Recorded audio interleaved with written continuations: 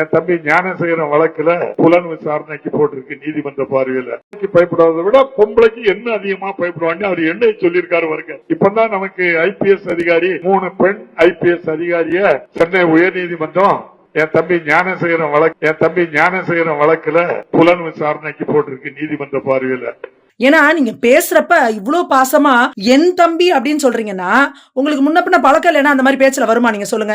நீங்க ஏற்கனவே உங்கள்கிட்ட பேசி பழகிட்டு இருந்ததுனால தானே பேசுறப்ப என் தம்பி அப்படின்னு பேச்ச வார்த்தையில வரும். யார் இந்த சார் அப்படிங்கறதையும் நீங்களே சொல்லிட்டீங்கன்னா பரவாயில்ல. ஒரு பொறுக்கி, ஒரு அக்யூஸ்ட், ஒரு ஹிஸ்டரி ஷீட்டர், பல பெண்களோட வாழ்க்கையில விளையாண்ட ஒருத்தனை மேடையில அட்ரஸ் பண்றப்ப தமிழக சட்டமன்றத்தோட சபாநாயகர் அப்பாவு அவர்கள் என் தம்பி ஞானசேகரன் அப்படின்னு சொல்றாரு.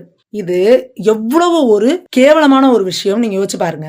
அப்போ இந்த வழக்கு விசாரிக்கிறப்போ ஒரு சபாநாயகரே அவரை என் தம்பி அப்படின்னு அட்ரஸ் பண்ணா இது என்ன மாதிரி இந்த வழக்கு போகும் அப்படின்னு நீங்க நினைக்கிறீங்க?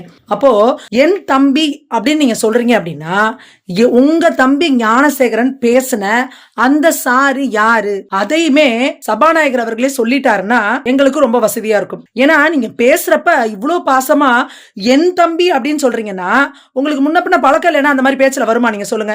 நீங்க ஏற்கனவே உங்கள்கிட்ட பேசி பழகிட்டு இருந்ததுனால தானே பேசுறப்ப என் தம்பி அப்படின்னு பேச்ச வார்த்தையில வரும். இல்லைன்னா எப்படிங்க அந்த மாதிரி வரும்? அப்போ உங்களோட உயர்மட்ட குழுல உங்க சர்க்கிள்ல இருக்கிறவங்க தான் யாரோ அந்த சாரு, யார் அந்த சார் அப்படிங்கறதையும் நீங்களே சொல்லிட்டீங்கன்னா பரவாயில்ல.